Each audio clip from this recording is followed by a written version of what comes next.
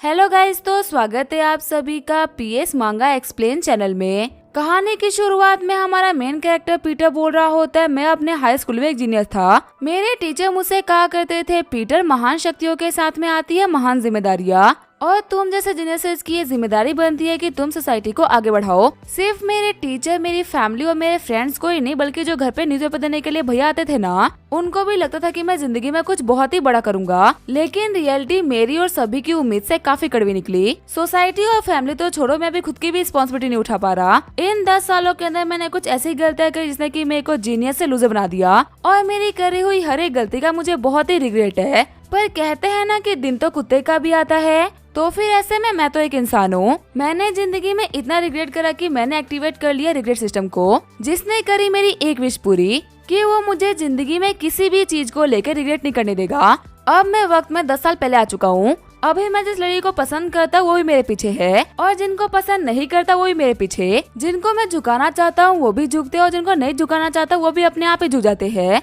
Teacher, आप बिल्कुल सही कहा करते थे, महान शक्तियों के साथ में आती है महान जिम्मेदारियाँ। और आज आपका ये स्टूडेंट पीटर कार्टर सोसाइटी की सारी जिम्मेदारियाँ उठाने के लिए तैयार है, वो भी बिना किसी रिग्रेट के। तो आओ मेरी इस कहानी में जानते हैं कि आखिर मैं कैसे बना एक लूजर से एक successful billionaire, genius, Playboy, philanthropist. तो फिर चलिए इसी के साथ में कहानी को स्टार्ट करते हैं। कहानी की शुरुआत में हम देखते हैं हमारे मेन कैरेक्टर पीटर कार्टर को, जो कि अपने दोस्त की कंपनी के अंदर इंटरव्यू देने के लिए आया होता है। इंटरव्यूअर्स बोल रहे होते हैं, मिस्टर कार्टर, आपका जो एजुकेशनल बैकग्राउंड है ना, वो बहुत ही कमाल का है, लेकिन आपके पास में वर्क एक्सपीरियंस की बहुत ही कमी है। इसी वजह से हम आपको ये पोजीशन नहीं दे सकते। पर आप बिल्कुल भी टेंशन मत लीजिए, हमें पता है कि आप मिस्टर डोंग के दोस्त हो, और अगर हमें आपके लिए कोई भी ऐसी जॉब मिलेगी तो हम पक्का से आपको इन्फॉर्म करेंगे। पीटर बोल रहा होते, ठीक है, मैं आपके कॉल का इंतजार करूंगा। जाते हुए इंटरव्यूअर्स बोल रहे होते, हमें कुछ काम था, इसी वजह से हम चलते हैं, आपको यहाँ पे ऐसे बुलाने के लिए माफ करिएगा। फिर जो हमारा पीटर होता है वो निराश होते हुए वहाँ जाने लगता है। जब वो जा ही रहा होता है तभी वो इंटरव्यूअर्स की बात सुनता है। पहला इंटरव्यूअर बोल रहा होता है, इस बंदे की एजुकेशन क्या खाक अच्छी है। पता है, इस बेवकूफ ने ना मिस्टर डोंग के साथ में हाई स्कूलिंग करी है, और जब उन्होंने अपना डिप्लोमा कंप्लीट किया तब इसने अपने डिप्लोमा को आधे में ही छोड़ दिया। आज देखो मिस्टर डोंग कहाँ पहुँच गए, और इस बेवकूफ को एक क्लीनर तक की नौकरी नहीं मिल रही। अगर मैं इसकी जगह होता तो अपने इतने कामयाब दोस्त के सामने कभी आता ही नहीं, पर देखो नौकरी की भीख मांगने के लिए यहाँ पे आ गया। पीटर कार्टर बोल रहा होता है, सच में मैं एक कचरा बन चुका हूँ। हाई स्कूल के अंदर सभी को मेरे ऊपर कितना भरोसा था, लेकिन बड़े होने के बाद मैं रियलिटी कुछ और साबित हो गई। मेरी जिंदगी इतनी बेकार हो चुकी है कि मेरे घर वाले मुझे कॉल नहीं करते, दोस्त ये सोच के फोन नहीं उठाते कि मैं कभी भी पैसे मांग लूंगा, रिश्तेदार ये बोल के मजाक उड़ाते हैं कि जिंदगी में भले ही कुछ भी बन जाना, लेकिन पीटर की तरह कभी मत बनना। अब तो मन करता है कि इस बेकार से जिंदगी को हमेशा हमेशा के लिए खत्म कर दूं। तभी हम देखते पीटर के सामने अंधेरा जाता है। शॉक्ड होते हुए पीटर सोच रहा होता है, आखिर ये क्या हो रहा है। तभी पीटर के सामने एक सिस्टम ओपन होता है। सिस्टम बता रहा होता है, आप अपनी जिंदगी से पूरी तरीके से परेशान हो चुके हो। आपकी जिंदगी में सिर्फ और सिर्फ एक चीज भरी हुई है, जो कि है रिग्रेट। आपने अपनी जिंदगी में इतना रिग्रेट करा कि आप मेरे होस्ट बनने के काबिल बन गए, और इसी वजह से अब मैं आपकी एक विश को पूरा करूंगा। तो बताइए होस्ट, आपको अपनी कौन सी विश को पूरा करना है। पीटर बोल रहा होता है, हाँ तुमने बिल्कुल सही कहा, मेरी जिंदगी में सिर्फ और सिर्फ रिग्रेट्स भरे हुए हैं। इसी वजह से मैं चाहता हूँ कि मैं अपने पास्ट के अंदर जाऊँ और अपनी हर उस गलती को सुधार दूं जिसकी वजह से मेरे को कभी रिग्रेट हुआ था। तभी सिस्टम बोल रहा होता है, ठीक है, फिर आपको पास्ट में भेजा जा रहा है। ये आपकी सक्सेसफुल जिंदगी की शुरुआत होगी, जिसमें खुशी और कामयाबी के लिए तो जगह है, लेकिन रिग्रेट के लिए बिल्कुल भी नहीं। फिर जब हमारा पीटर अपने आगे खोलता है तो वो एक ट्रेन में होता है, और पहले के मुकाबले काफी यंग हो गया होता है। पीटर बोल रहा होता है, क्या सच में मैंने टाइम ट्रेवल किया है, और क्या मेरे सामने मेरी चैन बैठी हुई है। तभी मेरी चैन बोल रही होती है, क्या तुम मुझसे बात कर रहे हो। पीटर बोल रहा होता है, नहीं नहीं, मैं तो बस ये सोचा था कि हम लोग कहाँ पे हैं। तभी पीटर को याद आता है कि वो अपने हाई स्कूल की गॉडेस के सामने इतने पास सिर्फ और सिर्फ एक ही बार बैठा है, और वही दिन था जब उसकी लाइफ में रिग्रेट्स ने एंट्री ली थी, 30 अगस्त 2013। फिर हमें पीटर की पास्ट का सीन दिखाया जाता है। पीटर बोल रहा होता है, मिस मेरी, क्या मैं तुम्हें याद हूँ। मेरी चैन बोल रही होती है, जहाँ तक मुझे याद है हम दोनों सेम स्कूल में है ना। पीटर बोल रहा होता है, हाँ तुम बिल्कुल सही बोल रही हो, और अब हम दोनों ही ना कॉलेज जा रहे हैं। मेरी चैन बोल रही होती है, हाँ हम कॉलेज ही जा रहे हैं। तभी पीटर बोल रहा होता है, लेकिन तुम अपने रास्ते से भटक गई। मैरी बोल रही होती है, क्या रास्ते से भटक गई, मैं जियाजिंग जा रही थी, क्या ट्रेन वहाँ नहीं जा रही क्या। तभी पीटर अपने बालों को ठीक करते हुए एक बहुत ही चीप लाइन देता है। पीटर बोल रहा होता है, तुमने गलत रास्ता ले लिया और डायरेक्ट मेरे दिल के अंदर एंट्री मार दी, और तुम्हें पता है इसे निकलने का ना कोई रास्ता भी नहीं। फिर वो मेरे के करीब आते हुए बोल रहा होता है, तुम्हें पता है हमारी सीटें इतने आसपास क्यों है। क्योंकि किस्मत भी ना अब हम दोनों को दूर नहीं देखना चाहती। तभी चिल्लाते हुए मेरी चैन बोल रही होती है, मेरे पास मत आओ। थॉमस आखिर तुम कहाँ पे हो, ठगी मेरे को बहुत ही बुली कर रहा है। तभी वहाँ पे थॉमस आते हुए हमारे पीटर की कुटाई कर देता है। प्रेजेंट में पीटर बोल रहा होते, उस दिन के बाद से मैं कभी भी मेरी से आंखें नहीं मिला पाया और इसी चीज की वजह से मेरी कॉलेज लाइफ भी ना काफी बेकार हो गई थी। वैसे इन चीजों की वजह से मेरे को पता लगा कि मैं पास्ट में 10 साल पीछे आया हूँ और अब मुझे पता है कि मुझे यहाँ पे क्या करना है। ये बोलते हुए हमारा पीटर नूडल्स बनाने के लिए निकल जाता है। पीटर सोच रहा होता है ये थॉमस ना एक नंबर का कमीना है। ये एक बड़ी फैमिली का यंग मास्टर है, सभी लोगों को उंगली करता रहता है। लास्ट लाइफ में मैंने इसे पंगा लिया था, लेकिन इस लाइफ में अब मैं कुछ अलग करने वाला हूँ। ये बोलते हुए हमारा पीटर नूडल बनाना स्टार्ट कर देता है। सिस्टम बताता है अब आपकी ये लाइफ ऑफिशियली स्टार्ट होती है। वही पीटर सोच रहा होता है नोवेल्स की हीरो की तरह मेरे पास भी एक सिस्टम आ चुका है, पर आखिर इसका यूज करते हुए मैं क्या कर सकता हूँ। सिस्टम बता रहा होता है मैं रहते हुए आप दुनिया को जीत सकते हो। आपको वो सारे काम करने हैं जिसकी वजह से आपको रिग्रेट ना हो। इससे आपको बहुत सारे एक्सपीरियंस पॉइंट और स्किल्स मिलेगी। जितना आप लेवल अप करते जाओगे उतने ही आप पावरफुल और बेहतरीन बनते जाओगे। स्किल्स को पढ़ते हुए पीटर सोच रहा होता है ये स्किल्स तो बहुत ही कमाल की है। अगर मैं लेवल 5 तक पहुंच गया तो मैं तो एक लेजेंडरी बंदा बन जाऊंगा, एक ऐसा जीनियस जो बनने के मैं सपने देखा करता था। फिर कोई भी मेरी बराबरी नहीं कर पाएगा, मैं सबसे ऊपर हो जाऊंगा। तभी उसके पीछे खड़ा बंदा बोल रहा होता है ब्रदर आखिर आप क्या कर रहे हो, मेरे को भी नूडल्स बनाने हैं। जाते हुए पीटर सोच रहा होता है पैसे खर्च ना कर पाना मेरा सबसे बड़ा रिग्रेट था, पर दिक्कत की बात तो ये है कि मेरे पास अभी पैसे ही नहीं तो मैं खर्च कैसे करूं। पर बिना पैसे खर्च किए हुए मेरे को एक्सपीरियंस भी नहीं मिलने वाला। लगता है कि मुझे अपने पास्ट लाइफ की नॉलेज का यूज करते हुए पैसे कमाने पड़ेंगे। वही हम देखते हैं थॉमस मैरी को बोल रहा होता है चलो हम डिनर करते हैं। इस ट्रेन में ना एक बहुत अच्छा डाइनिंग हॉल है। तभी मैरी बोल रही होती है मेरे को परेशान मत करो, मैं नूडल्स खा लूंगी। थॉमस बोल रहा होता है तुम्हारी मॉम ने ना मेरे को तुम्हारा ख्याल रखने के लिए बोला है, इसी वजह से तुम मुझे मना नहीं कर सकती। चिढ़ते हुए मैरी बोल रही होती है अपने काम से काम रखो। वही ये सुन के जो हमारा पीटर होता है वो हंस देता है। चिढ़ते हुए थॉमस बोल रहा होता है कि तुम मेरे ऊपर हंस रहे हो। पीटर बोल रहा होता है नहीं नहीं मैं तुम्हारे ऊपर थोड़ी ना हंस रहा हूँ। तभी मैरी चैन बोलते हैं कि तुम यहाँ पर दूसरों पे क्या चिल्ला रहे हो, मैं जा रही हूँ नूडल्स खरीदने के लिए, मेरे को परेशान मत करना। नूडल्स खाते हुए पीटर सोच रहा होता है मैंने अपने पास्ट लाइफ के अंदर सेम गलती करी थी। मैरी को एरोगेंट और बुरे लड़के ना बिल्कुल भी नहीं पसंद। रियलिटी तो ये है कि इसको डिसेंट और काइंड लड़के काफी ज्यादा पसंद है। लास्ट लाइफ के अंदर मैं वो कमीना बना था जो कि मार खा के थॉमस को अच्छा बना दिया, पर इस बार मैं वो गलती नहीं करूंगा, वो गलती करेगा ये कमीना थॉमस। थोड़ी देर बाद में जो मैरी होती है वो वापस आ गई होती है। मैरी बोल रही होती है थॉमस की वजह से मेरे को लेट हो गई और मेरे को स्नैक्स मिले ही नहीं। पीटर बोल रहा होता है मेरे पास में थोड़ा एक्स्ट्रा है, क्या तुम लेना चाहोगी। मैरी बोल रही होती है तुमने इसके लिए पैसे पे किए, मैं इसको फ्री में ले सकती। पीटर बोल रहा होता है तुम मुझे इसकी ओरिजिनल प्राइस दे दो। तभी जो मैरी होती है उसको पे कर देती है और पीटर उसको अपना स्नैक्स दे देता है। पीटर बोल रहा होता है तुम एक बहुत ही अच्छी लड़की हो, क्या तुम ऑरेंज खाना पसंद करोगी। वही हंसते हुए मैरी बोल रही होती है तुम तो एक बहुत अच्छे लड़के हो, मैंने तुम्हें हाई स्कूल में देखा था, मेरे को लगा था कि तुम इतने अच्छे लड़के होगे। वही पीटर बोल रहा होता है हम दोनों को ये खाना काफी पसंद है, हो सकता है कि इसी वजह से हम दोनों की वही मैच कर रही हो। तभी चिढ़ते हुए थॉमस टेबल के ऊपर काफी सारे पैसों को पटक देता है। चिढ़ते हुए थॉमस बोल रहा होता है मैरी जो भी खाना चाहती है ना मैं उसके लिए कितना भी पे कर सकता हूँ, मैरी तुम्हें इस लूजर से ना कुछ भी लेने की जरूरत नहीं। वही मैरी बोल रही होती है तुम इतने अच्छे इंसान से इतना रूडली कैसे बात कर सकते हो। थॉमस बोल रहा होता है अच्छा बुरा कुछ भी नहीं होता, ये बहुत ही गरीब है, तुमने गरीब का खाना एक्सेप्ट कर लिया लेकिन मेरे साथ में इस जगह खाने नहीं गई। मैरी बोल रही होती है अपने काम से काम रखो, अगर मॉम ने नहीं बोला होता ना तो मैं कभी भी तुम्हारे साथ भी नहीं बैठती। थॉमस बोल रहा होता है आखिर तुम कहाँ जा रही हो। मैरी बोल रही होती है तुम्हें उससे ना कोई मतलब नहीं होना चाहिए, और तुम बोल रहे हो ना कि आखिर मैं तुम्हारे ऊपर इतना चिढ़ती क्यों हूँ। अगर तुम पीटर की तरह 10% भी होते ना तो तुम मेरे काफी अच्छे दोस्त होते, तुम्हें पीटर से कुछ सीखना चाहिए। ये सुनते ही थॉमस का दिमाग खराब हो जाता है और वो हमारे पीटर को उठा के फेंक देता है। थॉमस बोल रहा होता है सारी की सारी गलती कमीने तेरी है, मेरी नजरों से दूर हो जा। वही पीटर बोल रहा होता है सब कुछ प्लान के हिसाब से हो रहा है, जल्दी इस थॉमस को ना इसकी जगह पता चलने वाली है। उठ के बैठते हुए पीटर बोल रहा होता है तुम तो बहुत ही वीक निकले, मैं पूरा ऑफ गार्ड था लेकिन फिर भी तुम सिर्फ और सिर्फ यही कर पाए। पीटर का कॉलर खींचते हुए थॉमस बोल रहा होता है तूने क्या बोला। पीटर बोल रहा होता है तेरे को कचरा बोला, तेरे को फिर से सुनना है क्या, तूने मेरी चैन की बात नहीं सुनी थी क्या, तुझे मुझसे कुछ सीखना चाहिए वरना हमेशा हमेशा के लिए मेरी का कुत्ता बन के रह जाएगा। फिर जो थॉमस होता है वो पीटर को लगातार पीटना स्टार्ट कर देता है। वही पीटर को मार खाता हुआ देख के सभी लोग घबराते हुए बोल रहे होते हैं कोई फटाफट से पुलिस को बुला के लेके आओ वरना ये दूसरा लड़का ना इस लड़के को मार डालेगा। जब थॉमस पीटर को मार ही रहा होता है तभी वहाँ पे मेरी चैन भी आ जाती है। मेरी चैन बोल रही होती है थॉमस तुम पागल हो गए हो क्या, आखिर तुम ये क्या कर रहे हो। वही थॉमस एक्सप्लेन करने का ट्राई करता है लेकिन उसके पास में बोलने के लिए कुछ होता ही नहीं। पीटर बोल रहा होता है मैंने कहा था ना कि तू एक लूजर है। वही पीटर के पास में आते हुए मैरी बोल रही होती है डॉक्टर कहाँ पे है,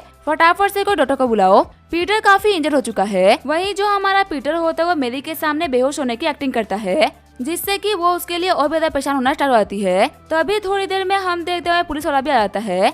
थॉमस पुलिस वाले को बताता है कि पीटर ने उसको प्रोवोक करा, लेकिन तभी बाकी सारे बंदे बोलते हैं नहीं, ये तो एक बहुत ही शांत बंदा है। असल में जो लड़की है ना, ये पीटर के साथ में काफी तरीके से बात कर रही थी। इसी चीज से थॉमस की काफी जल गई और जैसे ही मेरी चैन यहाँ से गई, इसने बिना फालतू में पीटर को पीटना स्टार्ट कर दिया। पीटर तो इतना डिसेंट और अच्छा बंदा है कि इसने पलट के मारा तक नहीं। मेरी चैन सोच रही होती है सारी की सारी मेरी गलती है, मेरी वजह से एक डिसेंट इंसान को मार खानी पड़ी। वही थॉमस बोल रहा होता है पुलिस ऑफिसर ऐसी कोई बात नहीं, मैंने जोर से नहीं मारा, मैंने बहुत ही धीरे से मारा है। ऑफिसर बोल रहा होता है वो तो दिख ही रहा है, यहाँ पे ना बहुत सारे विटनेस है, प्रे करो कि ये लड़का तुम्हें माफ कर दे, वरना तुम्हारे ऊपर इतने चार्जेस लगेंगे कि तुम जिंदगी में ना कभी भी कुछ करने लायक नहीं बचोगे। तुम कोई बच्चे नहीं हो, तुमने एक इंसान को बेहोश होने तक पीटा है, अगर यहाँ पे पीटर ने तुम्हारे खिलाफ केस करा तो तुम्हें पक्का से जेल होगी। वही घबराते हुए थॉमस बोल रहा होता है मेरी चैन मेरी हेल्प करो, मैं एक बहुत ही अच्छा इंसान हूँ। वही मेरी चैन बोल रही होती है मुझसे कभी बात मत करना, तुम जैसे घटिया इंसान को ना मैं कभी मुंह नहीं लगाऊंगी। तभी थॉमस अपने फादर को कॉल करने लगता है।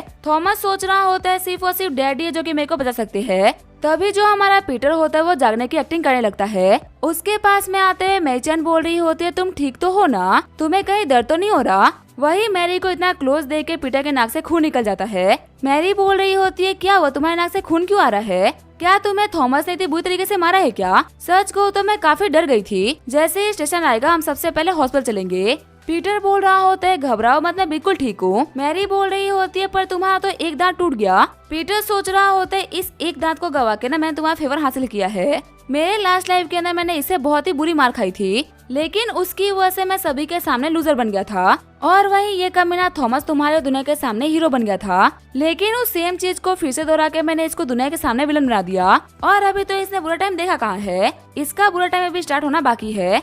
पीटर बोल रहा होता है पता नहीं क्यों उस लड़के ने मेरे ऊपर अटैक कर दिया। किसी ने बिल्कुल सही कहा है कि एक डिसेंट इंसान को सिर्फ और सिर्फ लोही प्रोटेक्ट करता है। इसी वजह से उतरने के बाद मैं इस चीज के बारे में पक्का से रिपोर्ट करूंगा। मैरी चैन सोच रही होती है थॉमस ना एक नंबर का कमीना है, आखिर एक अजनबी के ऊपर कोई इतना बेरहमी से अटैक कैसे कर सकता है। अगर पीटर अच्छा इंसान नहीं होता ना तो वो थॉमस अभी तक जेल की हवा खा रहा होता। जैसे ही पीटर बाहर निकलता है तो मेरी इसको संभालने लगती है। पीटर बोल रहा होता है तुम्हारा बहुत बहुत शुक्रिया, हमारी हाई स्कूल की गॉडेस सिर्फ और सिर्फ दिखने में ही नहीं बल्कि दिल की भी काफी अच्छी है। मैरी बोल रही होती है अच्छा तुम सेम हाई स्कूल से हो, इसी वजह से तुम इतने जाने पहचाने से लग रहे थे।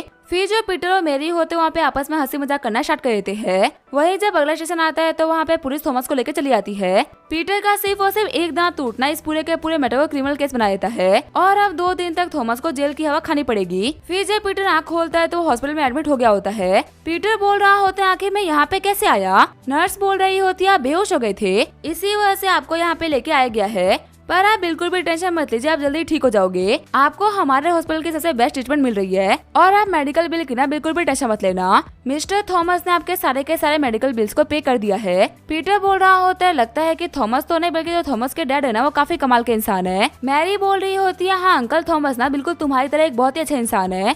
ये बहुत ही अजीब बात है कि उनका बेटा थॉमस है। तभी हमारे पीटर के सामने उसका सिस्टम ओपन होता है जो कि बताता है कि आपने करेंटली 20,000 युआन खर्च किए हैं, इसी वजह से आपको 12 एक्सपीरियंस पॉइंट मिलते हैं। पीटर बोल रहा होता है वैसे अगर देखा है तो पैसे मैंने खर्च नहीं करे, बल्कि मेरे मेडिकल बिल्स को ना मिस्टर थॉमस ने पे किया है, लेकिन इसको भी सिस्टम मेरी तरफ से पैसा खर्च करने में काउंट करा है। इसका मतलब मैं जितने दिन हॉस्पिटल में रहूंगा ना मेरा बेनिफिट्स उतना ही बढ़ता जाएगा। तभी वहाँ पे आते हुए मैरी बोल रही होती है पीटर तुम कैसे हो। पीटर बोल रहा होता है तुम्हें बार बार मेरे पास आके परेशान होने की जरूरत नहीं। मैरी बोल रही होती है अगर तुम मेरे लिए कोई अजनबी होते ना तो शायद से मैं नहीं आती, पर अब तुम मेरे काफी अच्छे दोस्त बन चुके हो, और मेरे दोस्त को देखने ना आना इस चीज की गवाही मेरा दिल नहीं देगा। पीटर बोल रहा होता है अगर तुमने ये बात थॉमस के सामने कही होती ना तो वो मेरे को फिर से पीट देता। मैरी चैन बोल रही होती है ये लो अपने ग्लासेस, पिछली बार मैं साथ में नहीं थी इसी वजह से वो तुम्हारे ऊपर हाथ उठा पाया, पर हमें दोस्त के ऊपर वो तो क्या कोई भी हाथ नहीं उठा सकता। पीटर सोच रहा होता है लास्ट लाइफ के अंदर मैरी की ना एक बहुत ही अच्छी फैमिली में शादी हुई थी,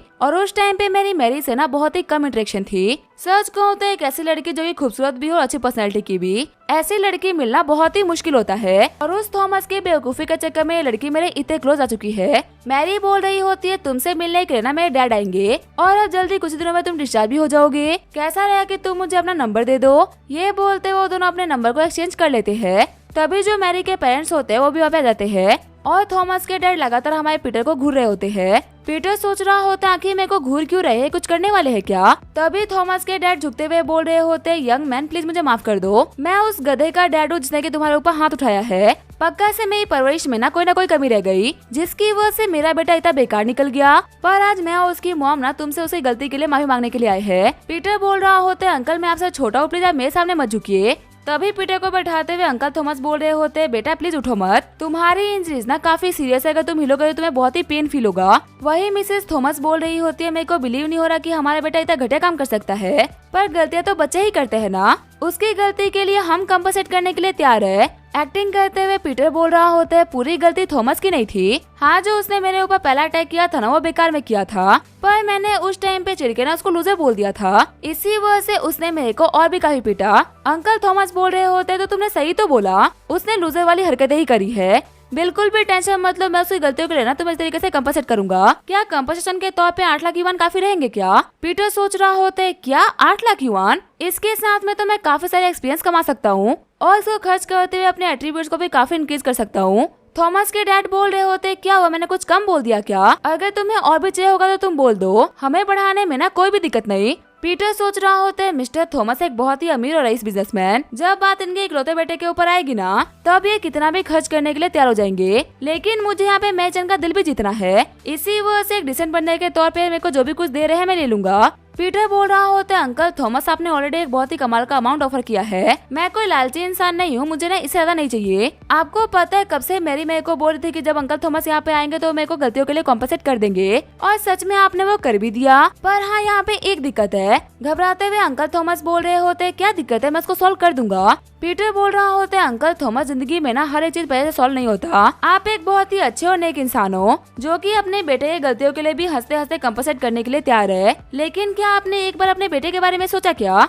अच्छी बात है कि मेरे को चोट नहीं लगी, लेकिन क्या पता कल वो किसी को जान से मार दे। अगर उसने इतनी बड़ी गलती कर दी तो अपनी लाइफ को बर्बाद कर देगा, और हाँ, आप इतनी बड़ी गलती के लिए ना किसी को भी कंपनसेट नहीं कर पाओगे। मैं उसी के भले के लिए आपको बोल रहा हूँ कि आप उसके ऊपर ध्यान दीजिए। अंकल थॉमस बोल रहे होते, हाँ बच्चे तुम बिल्कुल सही बोल रहे हो, मैं तुम्हें वादा करता हूँ कि वो इंसान तो क्या चीटी को भी मारने की हिम्मत नहीं करेगा। पीटर बोल रहा होता है, सच कहूँ तो ये वो पैसे नहीं जिसकी वजह से मैं केस को वापस ले रहा हूँ, ये आपकी फैमिली का अच्छा बिहेवियर इसकी वजह से मैं अपने केस को वापस ले लूंगा। लेकिन फिर भी मैं आपको एक क्लियर वार्निंग देना चाहता हूँ, अगर फिर से थॉमस ने लाइफ में कभी भी ऐसा कुछ किया है, ऐसा करने के बारे में सोचा भी ना, तो मैं उसको बिल्कुल भी नहीं छोड़ने वाला। रोते हुए थॉमस के डैड बोल रहे होते, मैं समझ गया पीटर, जैसे ही वो गधे का बच्चा बाहर निकलेगा मैं सबसे पहले उसको तुम्हारे पास ही लेके आऊंगा और मेक श्योर करूंगा कि वो पूरे दिल से तुम्हारे सामने झुके माफी मांगे। तभी मिसेस थॉमस बोल रही होती है, हमें चलना चाहिए, हम पीटर को परेशान कर रहे हैं। बाहर आने के बाद में मिस्टर थॉमस बोल रहे होते, ब्रदर चल मेरे को माफ कर दो, मेरे बेवकूफ बेटे की वजह से यहाँ पे इतनी बड़ी दिक्कत हो गई, सिर्फ और सिर्फ उसको इस एक बार के लिए माफ कर दो। मैं वादा करता हूँ कि कभी भी मेरी चैन को ना मेरे बेटे की वजह से दिक्कत नहीं आएगी। प्लीज तुम इस इंसिडेंट की वजह से ना फैमिलीज के बीच में कोई भी दूरियां लेके मत आना। दोनों फैमिली सालों से बहुत अच्छी दोस्त है, उस दोस्ती के ऊपर ना आश आनी चाहिए। अंकल चैन बोल रहे होते, इतनी छोटी चीज ना दोनों फैमिली के बीच में दरार लेकर नहीं आ सकती। साथ ही अंकल चैन सोच रहे होते, अगर मेरी चैन को एक भी खरोच आ गई होती ना तो मैं उस कमीने थॉमस को बिल्कुल भी नहीं छोड़ता। फैमिलीज तो बाद में आती है, मेरे लिए सबसे पहले मेरी चैन है। फिर अंकल चैन बोल रहे होते हैं, सभी लोग यहाँ पे जल्दबाजी में आए हैं तो सभी लोग काफी थक गए होंगे, हम लोग को अब घर चलना चाहिए। मिस्टर थॉमस बोल रहे होते, ब्रदर यहाँ पे आपका आने के लिए बहुत बहुत शुक्रिया। फिर वो लोग अपने अपने रास्ते निकल जाते हैं। अंकल चैन बोल रहे होते, मैरी क्या हुआ, तुम इतनी परेशान क्यों लग रही हो। मैरी बोल रही होती है, डैड वो जो कमीना थॉमस है ना वो बहुत ही बेकार इंसान है, आखिर वो बिना किसी बात के किसी के साथ में इतना गलत कैसे कर सकता है। अंकल चैन बोल रहे होते हैं, मैं बहुत ही खुश हूँ कि तुम बिल्कुल ठीक हो, टेंशन मत लो, वो कमीना थॉमस तुम्हें कभी परेशान नहीं कर पाएगा। मैं तो ये बात जान के बहुत ही शौक था कि तुम्हारी मॉम ने तुम्हारा ख्याल रखने के लिए उस कमीना थॉमस को भेजा था, अगर उन्होंने ये बात नहीं कही होती ना तो मैं उस कमीना थॉमस के खड़े खड़ी कर देता। मैरी बोल रही होती है, मॉम से तो मैं इस चीज के बारे में बात कर लूंगी, कभी कभी मेरे को समझ में नहीं आता कि आखिर जो बड़ी फैमिली के यंग मास्टर होते हैं वो इतने बेकार कैसे होते हैं। अगर ये जो थॉमस या पीटर का आधा भी समझदार होता ना तो शायद से मैं इसको पसंद कर लेती, पर पीटर के मुकाबले वो 10% भी डिसेंट नहीं। अंकल चैन बोल रहे होते हैं, लगता है कि तुम्हें पीटर बहुत ही पसंद है, आखिर 24 घंटे के अंदर उस बंदे ने मेरी बेटे के ऊपर ऐसा भी क्या कमाल कर दिया। मैरी चैन बोल रही होती है, डैड ये 24 घंटे की बात नहीं है, हम दोनों ना सेम ही स्कूल से है, और देखा तो पीटर मेरी वजह से ही तो मार खाया। जब मैंने पीटर से बात करी ना तो मेरे को बहुत अच्छा इंसान लगा। वैसे आपका पीटर के बारे में क्या सोचना है। अंकल चैन बोल रहे होते, हाँ वो बात तो बहुत समझदारी से कर रहा था, पर तुम्हें पता है मेरी जो लोग बहुत ही समझदार होते हैं ना, उन लोगों की एक दिक्कत होती है। वो लड़का पीटर ना अभी से ही बहुत ही समझदार है। इस एज में 100 में से भी कोई मुश्किल से एक मिलता है जो कि पीटर की तरह होता है। मैं इस बात की गारंटी कर सकता हूँ कि जिंदगी में ये बच्चा ना बहुत अच्छा करेगा, लेकिन आगे बढ़ने के चक्कर में अपनी फीलिंग्स को बहुत ही साइड करेगा। अगर तुम उसके फ्यूचर के बारे में बात कर रही हो तो मेरे को उसके फ्यूचर पे ना बहुत ही भरोसा है। मैरी बोलती है, डैडा तो पीटर के बारे में बहुत ही हाईली सोचते हो, आपको क्या पीटर इतना पसंद आया क्या? अंकल चैन बोल रहे होते उस बच्चे में ना बात ही कुछ ऐसी है। पर मैरी, मैं तुम्हें क्लियरली बोल रहा हूँ कि तुम्हें अभी किसी भी टाइप की रिलेशनशिप में नहीं आना।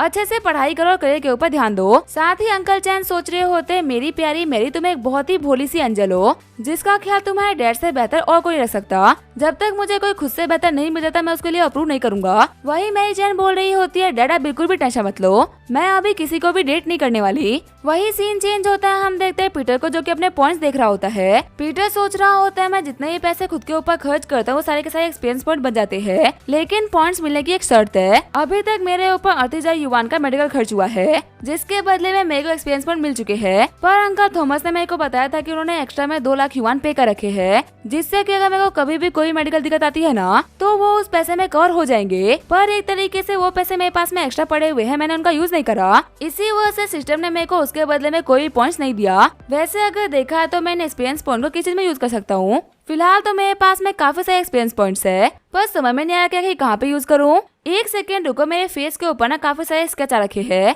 और मेरा एक दांत भी टूट गया था। देखते हैं कि क्या इस सिस्टम का यूज करते हुए अपने लुक्स को बेहतर कर सकता हूँ। अगर ऐसा हुआ तो मैं सबसे पहले अपने आंखों को ठीक करवाऊंगा। मेरे चश्मे की वजह से मेरे को लाइफ में काफी सारी दिक्कतें आई है। एक बार एक कुत्ते को वॉक पे लेके जा रहे अंकल को देखते हुए मैंने बोला था कि आपका ग्रैंडसन ना बहुत ही क्यूट है, और इस बात से वो मुझसे इतना नाराज हो गए थे कि उन्होंने जिंदगी में ना कभी मुझसे बात नहीं करी। ऊपर से मेरे को क्लास में ना बचपन से एक निकनेम मिला हुआ है जो कि है चश्मेश। मैं नहीं चाहता कि मैं अपने कॉलेज लाइफ में ना इस नाम को कंटिन्यू करूँ। सिस्टम में तुम्हारे पर भरोसा कर रहा हूँ, देखते हैं कि मैं अपने आँख को ठीक कर सकता हूँ कि नहीं। तभी सिस्टम बताता है कि आपकी आँख को ठीक कर दिया गया है, अब आपकी आंखें बाकी लोगों की तरह बिल्कुल हेल्दी है। पीटर सोच रहा होता है वक्त आ चुका है सिस्टम की पावर को चेक करने का। ये बोलते हुए अपने चश्मा उतारते हुए खुद को देखने लगता है। पीटर सोच रहा होता है, पहली बार देख रहा हूँ कि आखिर मेरी आंखें ना बिना चश्मे के दिखती कैसी है, और सच कहूँ तो ये दिखने में ना बहुत ही कमाल की है। सिर्फ चश्मे को उतारने की वजह से मेरे लुक्स काफी अच्छे हो गए हैं, और अब मैं अपने लुक्स को 3 पॉइंट से बढ़ा रहा हूँ। लोग कहते हैं first impression is the last impression. अगर आपके लुक्स अच्छे होंगे तो लोगों को इन्फ्लुएंस करना काफी आसान होगा। अभी पीटर ये सब कुछ सोच ही रहा होता है, तभी उसके फोन के ऊपर मैरी चैन का मैसेज आता है। मैरी बोल रही होती है, मैं खाना खाई थी, क्या मैं तुम्हारे लिए कुछ लेके आऊँ क्या?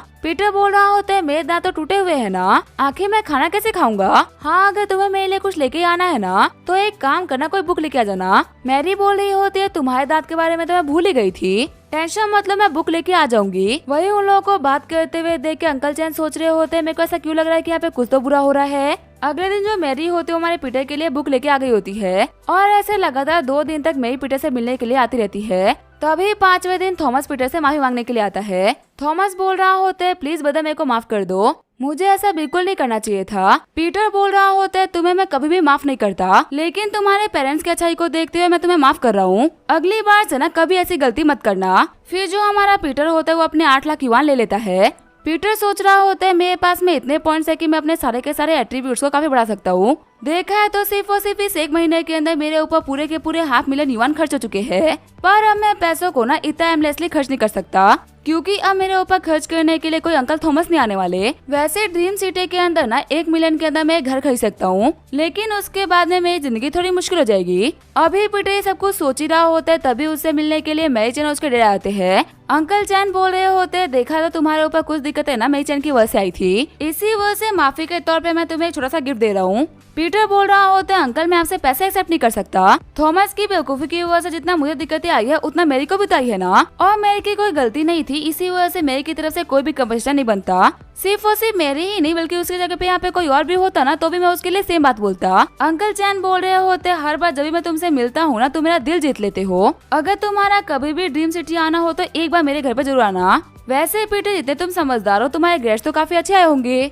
अगर तुम और मेरी सेम कॉलेज में होगे ना तो इससे मेरी टेंशन थोड़ी कम हो जाएगी। मैरी बोल रही होती है, मैं संघाई इंटरनेशनल यूनिवर्सिटी में हूँ। पीटर आखिर तुम कौन सी यूनिवर्सिटी में हो? तभी पीटर बोल रहा होता है मेरी यूनिवर्सिटी ना कोई इतनी कमाल की नहीं है, मैं एक थर्ड टायर की यूनिवर्सिटी में हूँ। शॉक्ड होते हुए मेरी बोल रही होती है क्या एक थर्ड टायर की यूनिवर्सिटी? पीटर बोल रहा होता है अपने हाई स्कूल में ना मैंने अपनी पढ़ाई के ऊपर तो ध्यान नहीं दिया और यही रीजन है कि मेरे मार्क्स काफी कम हो गए। जब मेरे मार्क्स कम आए तब मेरे को जाके रियलाइज हुआ कि मार्क्स कितने इंपॉर्टेंट होते हैं और फिर मैंने डिसाइड किया कि मैं कॉलेज के अंदर बहुत ही मेहनत करूंगा, क्योंकि किसी ने कहा है कि सही रास्ते को चुनने के लिए कोई सही वक्त नहीं होता, जब आप सही रास्ते पे चल जाओ वही सही वक्त होता है। अंकल चैन बोल रहे होते हैं हाँ तुमने बिल्कुल सही कहा, अगर तुम चाहो तो अभी से भी अपने फ्यूचर को चेंज कर सकते हो और मुझे भरोसा है कि तुम ये करोगे। फिर जो अंकल चैन और मैरी होते वहाँ जाने लगते हैं। वहीं पीटर बोल रहा होता है वक्त आ चुका है खुद को पावरफुल बनाने का। मैं चाहता हूँ कि जब मैं अगली बार मैरी से मिलूं तो मैं काफी अच्छा इंसान बन चुका हूँ। फिर हमारे पीटर को हॉस्पिटल से डिस्चार्ज मिल जाता है। पीटर सोच रहा होता है आने वाले 10 सालों में हमारी कंट्री काफी चेंज हो जाएगी और सबसे ज्यादा जो बदलने वाला है वो है घरों के प्राइजेस। आज जो 1 मिलियन का है कल को वो 20 मिलियन में बिकेगा। जितना प्रॉपर्टी वाले बंदे कमाएंगे ना उतना तो कोई भी नहीं कमा पाएगा। और अब जबकि मेरे पास में पैसे है तो सबसे पहले पैसे को बढ़ाने के लिए मैं प्रॉपर्टी खरीदूंगा। फिर जो हमारा पीटर होता है वो एक हाउसिंग कंपनी आ गया होता है। पीटर बोलते हैं एक छोटा घर जो कि लास्ट 10 सालों में ही बना हो और वो स्कूल के पास होना चाहिए। अगर आपके पास में ऐसा कोई घर हो तो मैं उसके लिए कैश में पेमेंट करने के लिए तैयार हूँ। तभी एजेंट बोलती है हमारे पास में ऐसे काफी सारे घर है, आप इनमें से किसी को भी सिलेक्ट कर सकते हो। वही घर को सिलेक्ट करते हुए पीटर बोल रहा होते तो काफी सस्ता है। मेरे लास्ट लाइफ के अंदर मेरे पेरेंट्स मेरे लिए पैसे जोड़ रहे थे लेकिन फिर वो मेरे लिए घर नहीं खरीद पाए और मैंने यहाँ पे इतने कम पैसों में घर खरीद लिया। मैं इस घर को ना हाईएस्ट प्रॉफिट में बेचूंगा। आगे जो हमारा पीटर होता है वो रहने के लिए एक होटल में आ गया होता है। पीटर बोल रहा होता है पैसों को खर्च करने के लिए मैं जिंदगी में पहली बार एक डीलक्स रूम में आया हूँ। आज तक मैंने होटल के सबसे सस्ते कमरों को बुक किया था। ऐसे कमरे में आके लग रहा है जैसे कि मैं हेवंस में आ गया। देखा है तो इतना खर्चा करने के बाद में मेरे पास में काफी सारे पॉइंट्स आ चुके हैं और अब वक्त आ चुका है इन पॉइंट्स का यूज करते हुए खुद को और बेहतर बनाने का। तो अभी वो नोटिस करता है कि उसका एक दांत टूटा हुआ है। पीटर बोल रहा होता है सिस्टम फटाफट से मेरे दांत को ठीक कर दो। सिस्टम बोल रहा होता है अभी आपके पास में इतने पॉइंट्स नहीं कि हम आपके दांत को ठीक कर सके। पीटर देखते हैं कि उसके पास में सिर्फ और सिर्फ 69 पॉइंट्स है और एक दांत को रिप्लेस करने में इससे ज्यादा पॉइंट्स लगेंगे। अभी इन पॉइंट्स का यूज करते हुए सिर्फ और सिर्फ अपने नॉलेज, एट्रीब्यूट और लुक्स को बढ़ा सकता है। पीटर बोल रहा होता है बाकी चीजों में इन्वेस्ट करने का ना कोई फायदा नहीं। एक काम कर तो अपने नॉलेज को ना काफी ज्यादा इंक्रीज कर देता हूँ, इससे मेरे ग्रेड्स काफी बेहतर हो जाएंगे और मेरे को मेहनत भी नहीं करनी पड़ेगी। तभी जो पीटर की पूरी बॉडी होती है वो चमकना स्टार्ट कर देती है। पीटर सोच रहा होता है क्या ये है नॉलेज की पावर? मेरा जो दिमाग है ना मेरे को काफी ज्यादा क्लियर लग रहा है और अब मैं पहले के मुकाबले काफी स्पीड से सोच पा रहा हूँ। ऐसा लग रहा है कि वो सारी की सारी थ्योरी जो कि आज तक मेरे दिमाग के ऊपर जाती थी ना वो सारे के सारे मेरे दिमाग में बैठ रही है। लेकिन तभी पीटर के दिमाग में काफी सारी नॉलेज भरने लगती है जिसकी वजह से पीटर बेहोश जाता है। आंखें खोलते हुए पीटर बोल रहा होता है क्या मैं जिंदा हूँ? एक सेकंड रुको, मैं तो टाइम पीछे आया था ना। लगता है कि मैंने एक ही बार में काफी सारी नॉलेज को इंक्रीज कर दिया, इसी वजह से मेरा दिमाग और मेरी बॉडी इसको हैंडल नहीं कर पाई। ये बिल्कुल ऐसे कि अगर हम लोग ज्यादा खाना खा लेना तो हमारा पेट खराब हो जाता है। इसी वजह से मुझे अपने पॉइंट्स को संभल के यूज करना होगा। तभी सिस्टम बता रहा होता है आपके नॉलेज के इंक्रीज करने की वजह से आपकी अकाउंटिंग, फाइनेंस, मार्केटिंग, लिटरेचर सभी के सभी लेवल 3 पहुंच चुके हैं। पीटर सोच रहा होता है लोग भले ही बोलते हैं कि नॉलेज बेकार होती है पर रियलिटी तो ये है कि आपकी नॉलेज आपके सोचने में काफी ज्यादा हेल्प करती है। अपनी नॉलेज के साथ में अब मैं किसी को भी इजीली इन्फ्लुएंस कर सकता हूँ और आने वाले 4-5 सालों में मैं इस सोसाइटी का एलिट मेंबर बन सकता हूँ। अभी पीटर सब कुछ सोच ही रहा होता है तभी उसके फोन के ऊपर यूनिवर्सिटी से कॉल आता है। सामने वाला बंदा बोल रहा होता है आपने ऑलरेडी 15 दिन की लीव ले रखी है, आज आखिरी दिन है। अगर आपने आज एडमिशन नहीं लिया तो आपको पूरे के पूरे 1 साल तक बैठना होगा। तो इसी वजह से अगर आपको अपना साल खराब ना करना हो तो फटाफट से यहाँ पे आइए। पीटर बोल रहा होता है मेरी तबीयत खराब थी इसी वजह से मैंने छुट्टी ले रखी थी। आप बिल्कुल भी टेंशन मत लीजिए, मैं जल्दी यूनिवर्सिटी आके सारे के सारे डॉक्यूमेंटेशन को कंप्लीट करा दूंगा। तभी सिस्टम पीटर को बताता है आपको एक नया फीचर मिला है, अब से आप जब भी पैसे खर्च करोगे तो आपको छोटा सा गिफ्ट दिया जाएगा और अभी आपकी किस्मत के ऊपर डिपेंड करता है कि वो गिफ्ट ना कितना कमाल का होगा। पीटर बोल रहा होता है अभी मेरे लिए ये सब कुछ इम्पोर्टेंट नहीं है, मेरे को कॉलेज जाना है, लेकिन जाने से पहले मैं अपने पॉइंट्स को अपने लुक्स के अंदर इन्वेस्ट करूंगा। आगे हमें यूनिवर्सिटी का सीन दिखाया जाता है। पीटर को देखते हुए सारी लड़कियां बोल रही होती है लड़का कितना लंबा और कितना हैंडसम है ना, क्या ये कोई नया स्टूडेंट है? हम लोगों ने इतना हैंडसम बंदा इस यूनिवर्सिटी में आज से पहले कभी नहीं देखा। वही पीटर बोल रहा होता है मेरी प्यारी यूनिवर्सिटी में वापस आ गया, पर इस बार मैं यहाँ पे आया हूँ एक लूजर बन के नहीं बल्कि एक जीनियस बन के। मैंने अपने घर पे बैठ के अपने ज्यादातर पॉइंट्स को ना अपने चेहरे और अपनी बॉडी को बेहतर बनाने में लगाए थे और इन लोगों के रिएक्शन देख के लग रहा है कि मेरे पॉइंट्स ना बहुत ही कमाल का काम कर रहे हैं। मेरा सोचना बिल्कुल सही था, भले ही लोग बोले कि लुक्स बिल्कुल भी मैटर नहीं करता लेकिन लुक से फर्क पड़ता है। आगे जो हमारा पीटर होता है वो एडमिशन ऑफिस आ गया होता है। पीटर बोल रहा होता है मिस्टर ल्यू मैं पीटर कार्टर हूँ बीबीए क्लास से। टीचर ल्यू बोल रहे होते तुमने अच्छा किया कि तुम आज यहाँ पे आ गए, अगर आज यहाँ पे नहीं आए होते ना तो तुम्हारा कल यहाँ पे एडमिशन नहीं हो पाता। पीटर बोल रहा होता है वो क्या है कि मैं एक्चुअली हॉस्पिटल में एडमिट था और रिकवर होते मैं सबसे पहले यहाँ पे आया हूँ। पीटर की रिपोर्ट को देखते हुए टीचर ल्यू बोल रहे होते तुम तो बिल्कुल सही बोल रहे हो। ये तो काफी अच्छी बात है कि तुम्हारे साथ कुछ बुरा नहीं हुआ। टेंशन मतलब मैं तुम्हारे सारे के सारे डॉक्यूमेंटेशन को संभालूंगा। क्या तुम एडमिशन फीस लेके आए हो? पीटर बोल रहा होता है हाँ मैं सब कुछ लेके आया हूँ। पीटर सोच रहा होता है मेरी लास्ट लाइफ के अंदर ये बंदा ना कुछ खास अच्छा बंदा नहीं था, लेकिन अगर तुम इसे दिक्कतें खड़ी नहीं करे तो तुम्हारे लिए कोई भी दिक्कत खड़ी नहीं करेगा। ऊपर से इसे डील करना भी ना बहुत ही आसान है। पीटर बोल रहा होते है वैसे प्रोफेसर क्या मैं जान सकता हूँ कि मेरी डोमेट्री कैसी है? टीचर ल्यू बोल रहे होते तुम्हारी जो डोमेट्री है ना वो बहुत ही अच्छी जगह पे है। ज्यादा नहीं सिर्फ और सिर्फ एक कमरे को ना 8 ही बंदे शेयर करे हैं। कोई भी दिक्कत नहीं आएगी, तुम आराम से रह लोगे। तभी जो पीटर होता है वो टीचर ल्यू को गिफ्ट देने लगता है। पीटर बोल रहा होता है डॉक्टर ने मेरे को शांत जगह पे रेस्ट करने के लिए बोला है। 8 बंदों वाले कमरे में ना मेरे को शांति नहीं मिलेगी, तो अगर आप मेरे लिए एक अच्छी डोमेट्री का इंतजाम करवा देते तो काफी अच्छा रहता। टीचर ल्यू बोल रहे होते ठीक है मैं इस चीज में तुम्हारी हेल्प कर सकता हूँ। तुम्हें ऐसी डोमेट्री मिलेगी जिसके अंदर सिर्फ 4 लोग होंगे, लेकिन उसके लिए तुम्हें ना थोड़ा सा हायर प्राइस पे करना होगा। पीटर सोच रहा होता है मेरे लास्ट लाइफ के अंदर मेरे को जिन 8 बंदों के साथ में कमरा मिला था वो सारे के सारे बंदे काफी डेंजरस थे, क्योंकि ये एक 3rd टायर की यूनिवर्सिटी है। इसी वजह से बंदे बिना 3rd ग्रेड के ही आते हैं और उन्हीं 3rd ग्रेड के बंदों की वजह से मेरी कॉलेज लाइफ पूरी की पूरी डिस्ट्रॉय हो गई थी। इसी वजह से मेरे को 8 बंदों वाली डोमेट्री तो बिल्कुल भी नहीं चाहिए। तभी अपने कार्ड को निकालते हुए पीटर बोल रहा होता है शांति के लिए मैं कितनी प्राइस को पे कर सकता हूँ, आप बस प्राइस बताइए, मेरे को पे करने में कोई भी दिक्कत नहीं। फिर अपनी डोमेट्री में आके पीटर मेरी चैन को मैसेज करता है। मैरी बोल रही होती है तुम्हारी डोमेट्री तो काफी अच्छी है, वैसे मैं अपने दोस्तों के साथ में डिनर करने के लिए जा रही हूँ, तुम अपना ख्याल रखना। पीटर सोच रहा होता है मैंने ड्रीम सिटी के अंदर 2 छोटे अपार्टमेंट्स ले लिए हैं और उन दोनों के दोनों अपार्टमेंट्स को रेंट पे चढ़ा दिया है। विंटर वेकेशन तक ना मेरे पास में उनकी रेंट की वजह से काफी सारे अच्छे पैसे आ जाएंगे और फिर उनका यूज करते हुए अपने नॉलेज और अपने अपीयरेंस को अब बेहतर बढ़ा पाऊंगा। मेरे को तो समझ में नहीं आ रहा कि जब मैं मॉम में इसे फिर से मिलूंगा तो मैं उन लोगों को कैसे बताऊंगा कि मैं इतना हैंडसम कैसे हो गया।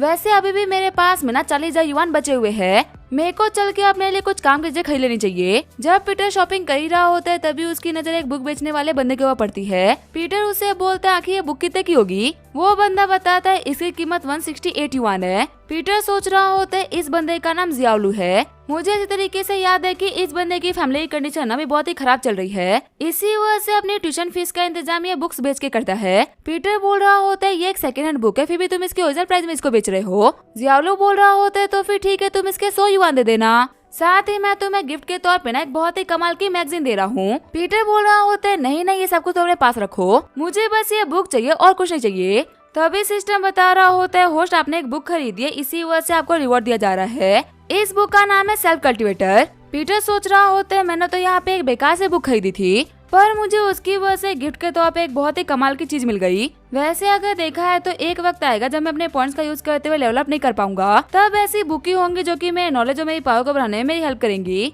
सच में सिस्टम तुम बहुत ही कमाल के हो, तुमने मेरे को बहुत ही कमाल की चीज दी है। वहीं पीटर को देखते हुए जियालू बोल रहा होता है बता कि तुम ये क्या कर रहे हो? आगे जो हमारा पीटर होता है वो अपनी क्लास में आ गया होता है। टीचर बोल रहे होते हैं सभी लोग शांत हो जाओ, आज हमारी क्लास का लास्ट स्टूडेंट भी आ चुका है। पीटर सभी लोगों को खुद से इंट्रोड्यूस करो। पीटर सोच रहा होता है मेरी लास्ट लाइफ के अंदर भी मैंने खुद को इंट्रोड्यूस किया था, पर उस टाइम पे मैं इतना घबराया हुआ था कि मैंने खुद का नाम पीटर प्यार कर बता दिया था, जिसकी वजह से मेरे ऊपर पूरी की पूरी क्लास ने हंसा था। पर अब मैं वो पीटर कार्टर नहीं रहा, मुझे अपनी एग्जिस्टेंस के ऊपर बहुत ही घमंड है और मैं यहाँ पे एक ऐसी स्पीच दूंगा जो कि सभी लोग हमेशा हमेशा के लिए याद रखेंगे। पीटर बोल रहा होता है तुम सभी लोगों को हेलो, मेरा नाम है पीटर कार्टर और मैं यहाँ पे सपनों के शहर ड्रीम सिटी से आया हूँ। एक इंजरी की वजह से मैं तुम लोगों से 15 दिन पहले नहीं मिल पाया। अफसोस की बात तो ये है कि इतनी प्यारी लड़कियों से मिलने में मैं 15 दिन लेट हो गया, पर कोई बात नहीं, फ्यूचर में उस चीज का भरपाया हो जाएगा। उम्मीद करता हूँ कि हम सभी लोग बिजनेस को इस तरीके से समझेंगे और साथ में मिलकर आगे बढ़ेंगे। तभी एक बंदा बोल रहा होता है देखो इस बंदे को कितनी चिकनी चुपड़ी बातें कर रहा है। तभी पीछे से लड़कियां बोल रही होती है ये तुमसे ना बहुत ही बेहतर है, तुम तो अपना नाम भी सही तरीके से नहीं बोल पाए थे और ये कितना कॉन्फिडेंटली और इस तरीके से अपनी बातों को बोल पा रहा है। अभी तक हमारी क्लास में जितने भी लड़के थे ना वो सारे के सारे ही कचरा थे। फाइनली हमारी क्लास में कोई अच्छा बंदा आया। वहीं ताली बजाते हुए टीचर बोल रहे होते पीटर तुम्हारे ख्याल ना बहुत ही अच्छे है, तुम यहाँ पे सिर्फ और सिर्फ अपनी ही नहीं बल्कि सभी के आगे बढ़ने की बात कर रहे हो। वहीं एक रेड हेयर वाली लड़की बोल रही होती है टीना आखिर तुम्हारा इस बंदे के बारे में क्या सोचना है? देखो ना ये कितना हैंडसम और कितना अच्छा है। पीटर बोल रहा होता है मुझे यहाँ पे 2 बार जानी थी, सबसे पहले कि हमारी क्लास मॉनिटर कौन है, क्लास के बाद में ना तुम मेरे पास आ जाना ताकि मैं क्लास के बारे में तुमसे जान सकूं। और दूसरी चीज ये कि मैं तो बहुत ही दिल फेक इंसान हूँ। अगर किसी भी खूबसूरत लड़की को मेरा दिल चाहिए तो मैं देने के लिए तैयार हूँ। इसमें जगह की बिल्कुल भी कमी नहीं, मैं कितनी भी लड़कियों को इसके अंदर भर सकता हूँ। चिढ़ते हुए बाकी सारे बंदे बोल रहे होते, इसकी बातों को सुन के ना सारी की सारी लड़कियां शर्मा रही है। ये बस हम लोगों से थोड़ा सा दिखने में बेहतर है, थोड़ा सा लंबा है, थोड़ी सी बातें अच्छी कर लेता है। इसके अलावा इसके पास में हमसे बेहतर क्या ही है। अभी ये यहाँ पे इतना बन रहा है, जब ये 8 बंदे वाले कमरे में आएगा ना तब इसकी पूरी की पूरी हेकड़ी निकल जाएगी। वहाँ पे मैं गारंटी कर सकता हूँ कि इसको सोने के लिए बिस्तर भी नहीं मिलेगा, इसको जमीन पे सोना होगा। पीटर सोच रहा होता है ये दोनों जिनकी जल रही है ये है लुल्लू और डंडू। मेरी लास्ट लाइफ के अंदर हम दोनों सेम रूम में थे और उस टाइम भी पता नहीं क्यों इन लोगों ने मेरे को बहुत ही परेशान किया था। अब जबकि मैं इतना चेंज हो चुका, इसके बावजूद भी इन लोगों की मेरे से इतनी जल रही है। पर सच कहो तो अब ये लोग मेरा कुछ भी नहीं बिगाड़ सकते, क्योंकि अब मैं इन लोगों को बिल्कुल भी जरूरी नहीं समझता। तभी वहाँ पे सारी की सारी लड़कियाँ हमारे पीटर को घेर लेती है। सारी लड़कियाँ बोल रही होती है क्या तुम हमारे ग्रुप को ज्वाइन करना चाहोगे? मैं हूँ तुम्हारी क्लास मॉनिटर ल्यूटीना। सबसे पहले क्लास की जितनी भी फीस होगी वो मैं कलेक्ट करूंगी और दूसरा मेरा ये काम है कि मैं तुम्हें ग्रुप में ऐड भी करूंगी। पीटर सोच रहा होता है हमारे कैंपस की नंबर 1 गॉडेस। फर्स्ट, सेकंड और थर्ड ईयर में ऐसी कोई भी नहीं थी जो कि टीना को पार कर सके, ना ही ब्यूटी में और ना ही पढ़ाई में। मेरी लास्ट लाइफ के अंदर मैं इसके हाथों से बहुत ही बुरी तरीके से बेवकूफ बना था, पर लगता है कि इस बार ना ये वो सब कुछ करने का ट्राई नहीं करेगी। टीना बोल रही होती है अगर तुम सभी को अपने 2 चीजों के बारे में बता सकते हो तो क्या मैं नहीं बता सकती क्या? पीटर बोल रहा होता है तुम्हारी ये अंदाजा मेरे को बहुत ही पसंद आई, पर क्लास मॉनिटर तुम अभी इतनी भी अच्छी नहीं हो कि मैं तुम्हें अपनी गर्लफ्रेंड बना लूं। शर्माते हुए टीना बोल रही होती है मैंने गर्लफ्रेंड बनाने के लिए कहा भी नहीं, मैं यहाँ पे क्लास के मैटर्स की वजह से आई हूँ। पीटर बोल रहा होता है ठीक है बताओ क्या क्लास की फीस है कितनी? टीना सोच रही होती है जितना जल्दी मैं खुद को चेंज कर रही हूँ ना वैसा ये बंदा भी है, मुझे पहली बार कोई खुद की तरह मिला है। फिर पीटर से फीस कलेक्ट करते हुए जाने लगती है। तभी टीना के दोस्त उसको पकड़ते हुए बोल रही होती है टीना क्या मैं तुम्हें क्लास ग्रुप में ऐड कर दूं?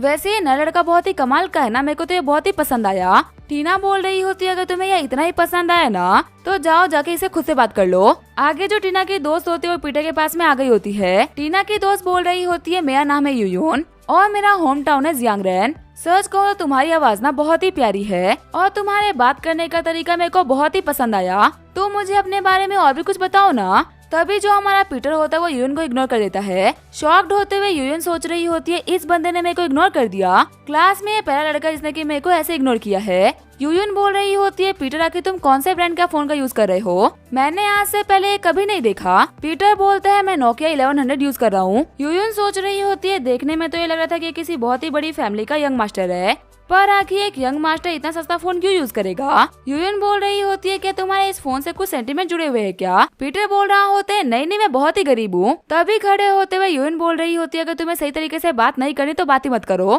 तुम बहुत ही एरोगेंटली बिहेव करते हो। वही यूएन को जाते हुए देख के पीटर सोच रहा होता है वैसे अगर मैं सच कहूँ तो मेरे को सच में तुमसे बात नहीं करनी, मेरे को तुम्हारे हाथों बेवकूफ बनने का शौक नहीं। यूएन एक ऐसी लड़की है जो किसी भी बंदे को मुंह लगा लेती है और ये सोचने की गलती मत करना कि ये अच्छी है इसी वजह से ऐसा करती है। ये हर किसी को मुंह लगाती है ताकि हर कोई इसको गिफ्ट दे सके। मेरी लास्ट लाइफ के अंदर मैंने अपनी पूरी की पूरी कॉलेज लाइफ ना सिर्फ और सिर्फ नूडल्स और सूप पे के निकाली थी और एंड में जाके मेरे को पता चला कि मैं सिर्फ और सिर्फ बेवकूफ बन रहा हूँ और कुछ नहीं। क्लास के सारी लड़कियां बोल रही होती है पीटर क्या हुआ, तुम्हें यूएन पसंद नहीं आई क्या? वो क्लास की सेकंड ब्यूटी है, अगर तुम्हें वो पसंद नहीं है तो क्या तुम्हें मॉनिटर पसंद है? पीटर बोल रहा होता है मैं किसी को चेहरे से जज नहीं करता, मेरा मानना है कि असली खूबसूरती दिल में होती है। तुमने बिल्कुल सच कहा, क्लास मॉनिटर ना पूरी की पूरी क्लास में सबसे खूबसूरत है, पर उसके दिल का क्या? मेरे को तो उसके बारे में कुछ भी नहीं पता।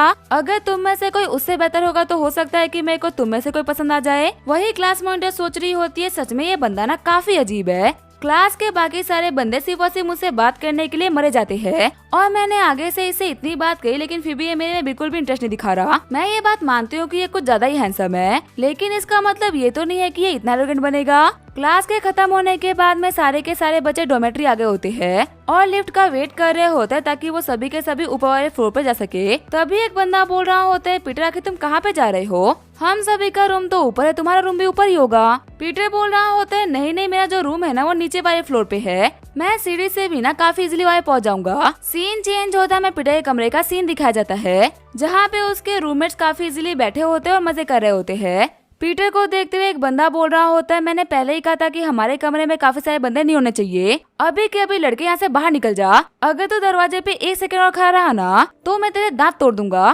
तभी पीटर देखता है कि उस बंदे ने एक चेयर को गिरा दिया होता है। पीटर बोल रहा होता है अभी के अभी उस चेयर को उठा, मुझे गंदे कमरे बिल्कुल भी नहीं पसंद। तभी वो बंदा बोल रहा होता है अगर मैं ना कह दूं तो तू क्या कर लेगा। तभी उस चेयर को उठाते हुए पीटर बोल रहा होता है तेरा बेड कौन सा है, 3 लोग ना ऑलरेडी यहाँ पे आ चुके हैं, इसका मतलब ये आखिरी बेड मेरा ही होगा। ये बोलते हुए जो हमारा पीटर होता है वो ऊपर चढ़ने लगता है। दूसरा रूममेट बोल रहा होता है लड़का ना बहुत ही इंटरेस्टिंग है, बाद में इसको पहचान करने में ना बड़ा ही मजा आएगा। पहला वाला लड़का बोल रहा होता है सुबह से पहले ये लड़का ना ऐसे रोते हुए भागेगा, पहले भी इस कमरे में रुकने के लिए बहुत सारे बंदे आए पर हम लोगों ने सभी को ऐसे भगाया ना, वैसे ही इस बंदे को भी भगा देंगे। तभी जो पीटर होता है वो कमरे के अंदर काफी लाउड म्यूजिक को बजा देता है और अपने बैग के अंदर से एक हैमर बाहर निकाल लेता है। जैसे ही रेड है वाला बंदा हैमर को देखता है उसकी पूरी की पूरी फट जाती है। वही पीटर हैमर को निकाल के उन लोगों को घूर रहा होता है। कांपती आवाज में रेड वाला बंदा बोल रहा होता है एक बार अपने ऊपर देखो। पीछे मुड़ते हुए वो बंदा बोल रहा होता है कांप क्या रहे हो, जैसे कि तुमने कोई भूत देख लिया हो। तभी वो देखता है कि पीटर के हाथों में एक हैमर होता है।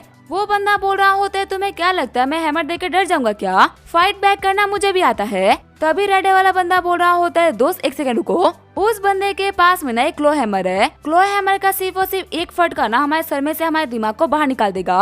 और पता है नॉर्मल लोग ना ऐसे हैमर्स नहीं रखते। इस बंदे को जैसे मैं देख रहा हूँ ना ये बहुत ही अजीब बिहेव कर रहा है, ये कुछ भी बोले ना चुपचाप कर देना, जिंदगी से ज्यादा प्यारा ना कुछ भी नहीं। मैंने बहुत सारे क्राइम केसेस देख रखे हैं, ऐसे बंदे अपने डॉर्मेट्री वालों को ना कुत्ते की तरह मारते हैं। तभी नीचे उतरते हुए पीटर का रूममेट देखता है कि पीटर अपने रूममेट्स की हैकड़ी कैसे निकाले 4 हैक्स देख रहा होता है। शॉक्ड होते हुए बंदा सोच रहा होता है क्या सच में ये हम लोग को मारने पीटने के बारे में सोच रहा है क्या। क्रॉल हैमर तो बहुत ही खतरनाक होता है, हम उसका एक भी हिट संभाल नहीं सकते। तभी अपने बुक को बंद करते हुए पीटर बोल रहा होता है आखिर तुम लोग कहाँ जा रहे हो। घबराते हुए उसका रूममेट बोल रहा होता है इसकी गर्लफ्रेंड हम लोग को बुला रही है, इसी वजह से हम जा रहे हैं बाहर पार्टी करने के लिए। हंसते हुए पीटर बोल रहा होता है अच्छा तुम्हारी गर्लफ्रेंड भी है, चलो कोई बात नहीं, कभी तो रात को वापस आओगे ही, मैं तुम लोग का इंतजार करूंगा। पीटर की सारी बातें सुनने के बाद में उन लोगों के चेहरे सफेद पड़ गए होते हैं और फटाफट से वो सभी के सभी कमरे से 9-2-11 हो जाते हैं। पीटर सोच रहा होता है कहीं मैंने इन लोगों को ज्यादा तो नहीं डरा दिया ना। वैसे अगर देखा है तो मैं सिस्टम की वजह से खुद को काफी चेंज कर पाया हूँ, पर हर वक्त मैं सिर्फ और सिर्फ सिस्टम के भरोसे तो नहीं रह सकता ना। सिस्टम का यूज करते हुए मैं अपने इंटेलिजेंस को बढ़ा सकता हूँ लेकिन विजडम को नहीं। विजडम को बढ़ाने के लिए मेरे को मेहनत करनी पड़ेगी।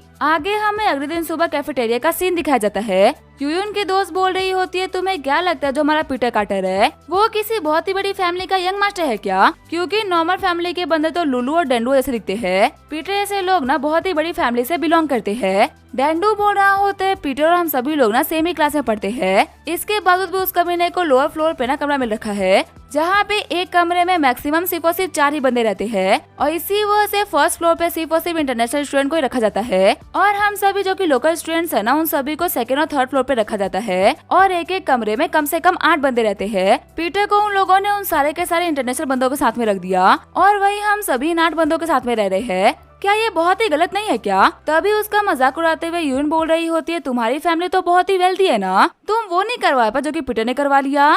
लगता है कि तुम्हारी फैमिली के पास ना पीटर इतने पैसे नहीं, या फिर यूँ भी कह सकते हैं कि पैसे होने के बावजूद भी कनेक्शन कैसे बनाए ये तुम लोग को नहीं पता। अभी वो लोग वहाँ पे बात कर ही रहे होते हैं तभी मॉनिटर की नजर पीटर पे पड़ती है। पीटर सोच रहा होता है अपनी बॉडी को इम्प्रूव करने की वजह से मैं 5 किलोमीटर सिर्फ और सिर्फ एक ही बार में दौड़ पा रहा हूँ। सच में सबसे बेस्ट होने की तो फीलिंग ही अलग होती है। अभी वो जा ही रहा होता है तभी सारी लड़कियां उसको आवाज लगाती है।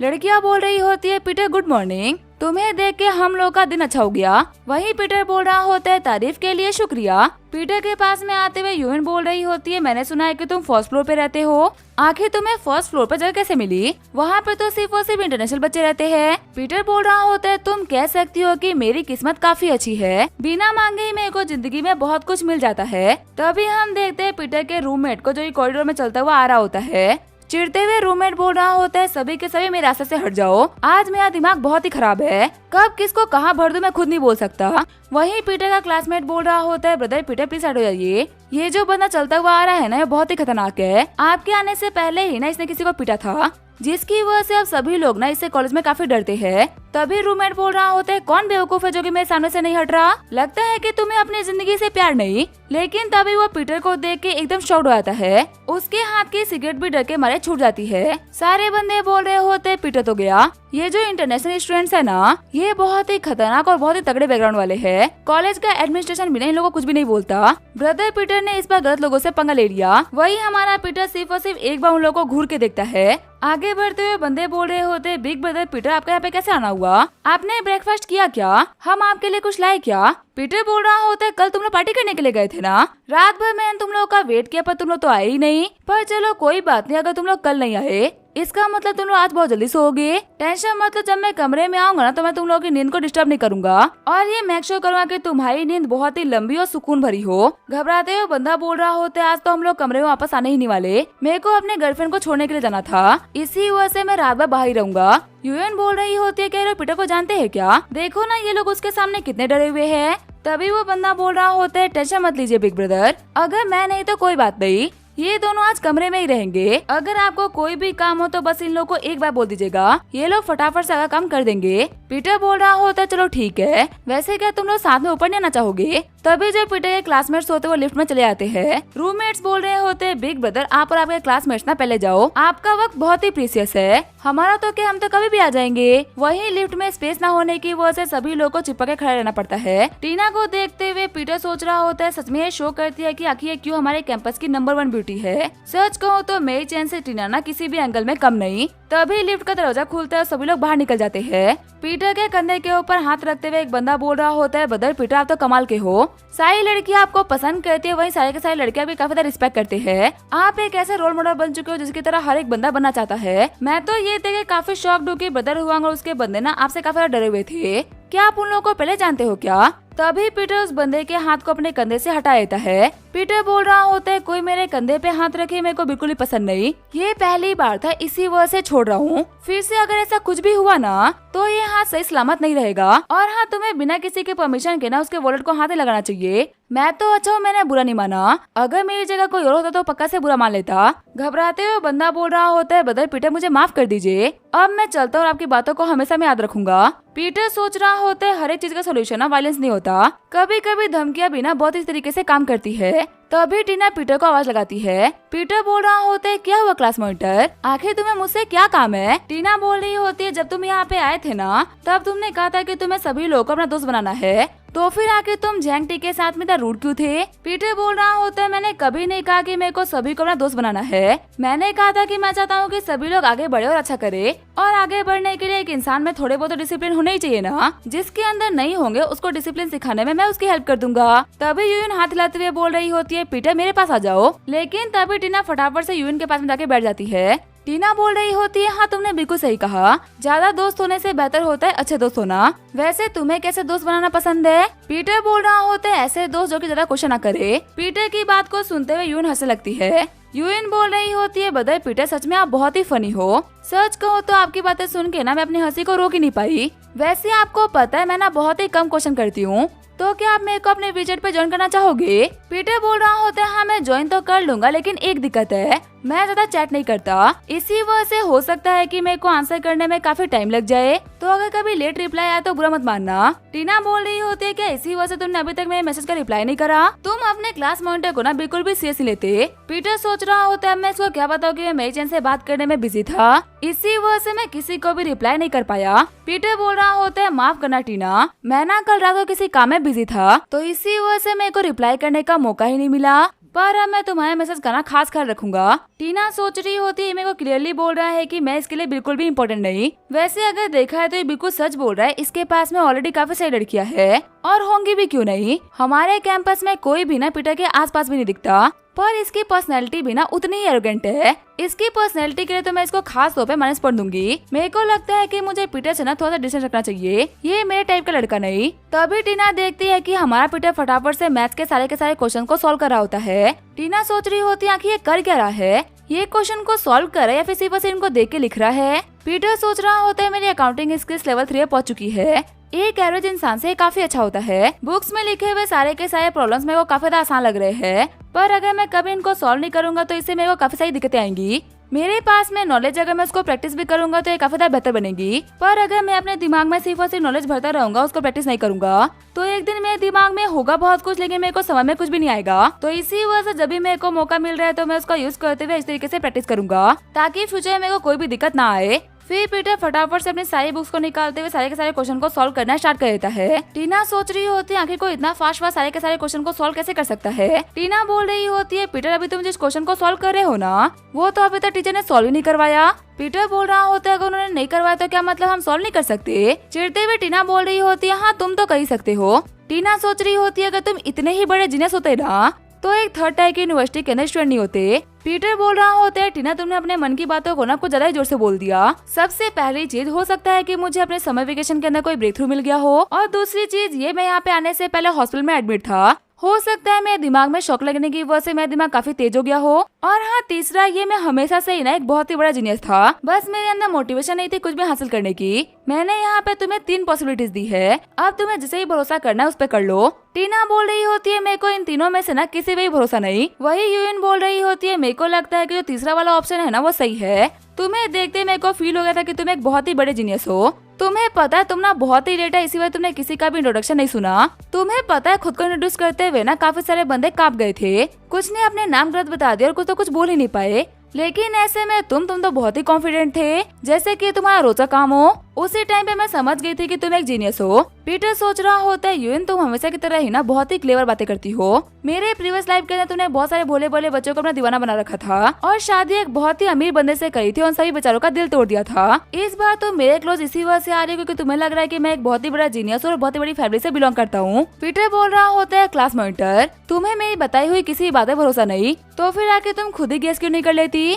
कि आखिर मेरे साथ में ऐसा क्या हुआ कि मैं थर्ड टाइप की यूनिवर्सिटी में हूँ। टीना बोल रही होती है मेरे लिए गैस कराना बहुत ही आसान है। सबसे पहली चीज तुम सच में एक बहुत ही बड़े जीनियस हो। लेकिन मैंने देखा था कि तुम्हारे उन पुलिस बच्चों के साथ में भी ना बहुत सारे कनेक्शंस थे। इसका मतलब तुम हाई स्कूल के अंदर ना एक गैंगस्टर टाइप के बंदे होगे जो कि पढ़ाई में अच्छा था लेकिन उसको हार्डवर्क नहीं करना था। पर पक्का जब तुम्हारे कॉलेज जाने की बात आई तब तुम्हारी गर्लफ्रेंड ने तुम्हें चीट कर दिया। उसने तुम्हें धोखा देके एक अमीर बंदे को पटाया और कहा कि तुम्हारे ग्रेड इतने खराब है कि तुम एक सेकंड टाइप की यूनिवर्सिटी को भी ज्वाइन नहीं कर सकते तो फिर जिंदगी में क्या ही बड़ा कर लोगे। इसी वजह से मैं तुम्हें छोड़ के जा रही हूँ। तुम्हें इस बात से बहुत ही गुस्सा आया और तुम रिवेंज लेने के लिए गए लेकिन उस अमीर बंदे ने गुंडे बुलवा के तुम्हें पिटवा दिया और यही रीजन था कि तुमने हम लोग को 15 दिन बाद में ज्वाइन करा और तुम हॉस्टल में भी एडमिट थे। तुमने हॉस्पिटल में सोचा कि तुम्हारे साथ में बहुत ही गलत हुआ है और अपनी एक्स गर्लफ्रेंड और उसके बॉयफ्रेंड से ना तुम पक्का से रिवेंज लोगे। इस चीज ने तुम्हें मोटिवेट करा और पढ़ने के लिए मजबूर करा। यही रीजन है कि तुम यहाँ पे लड़कियों से दूरी रखते हो ताकि तुम उस सेम गलती को फिर से रिपीट ना कर दो। और खासकर तुम मुझे इसी वजह से इग्नोर करते हो क्योंकि तुम्हें लगता है कि तुम्हारे मोटिवेशन को मैं तोड़ने की ताकत रखती हूँ। तुमने आते ही कहा था कि तुम्हें इस क्लास से एक अच्छी सी गर्लफ्रेंड चाहिए। ये क्लियरली शो कर रहा है कि तुम्हें अपनी एक्स गर्लफ्रेंड को भुलाने में ना बहुत ही दिक्कतें आ रही है और उसको भूलने के लिए तुम्हें एक नई गर्लफ्रेंड चाहिए। पर तुम्हें अंदर ही अंदर इस बात का डर है कि तुम्हें फिर से कहीं धोखा ना मिल जाए। इसी वजह से तुम सभी के सामने इतना एरोगेंटली बिहेव करते हो। बताओ मैंने यहाँ पे जो भी कुछ गैस करा वो बिल्कुल सही था ना। पीटर बोल रहा होता है क्लास मॉनिटर अगर तुम एक नॉवेलिस्ट होती ना तो तुम्हारी नॉवल ब्लॉकबस्टर होती। तुमने क्या कमाल की कहानी बनाई है।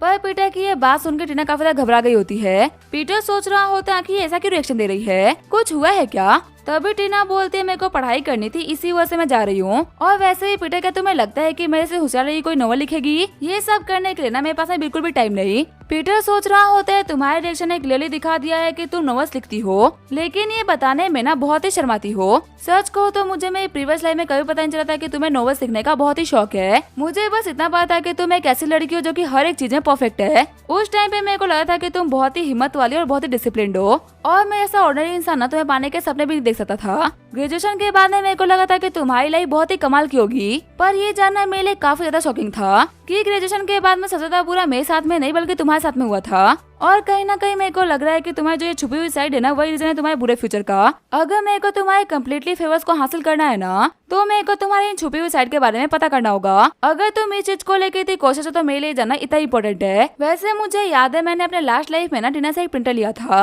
और तब मैंने गलती से उसकी एक फाइल चेक कर ली थी। अगर मैं गलत नहीं हूँ तो टीना ने एक अलग नाम से अकाउंट बना रखा है ताकि वो वहाँ पे नॉवेल्स लिख सके। और अच्छी बात तो ये है कि उस अकाउंट का नाम मेरे को याद है और वक्त आ चुका है अपने कैंपस की नंबर 1 गॉडेस को अपना बनाने का। अब इसके आगे क्या होगा वो हम देंगे नेक्स्ट एपिसोड में। तब तक के लिए वीडियो देखने के लिए थैंक यू।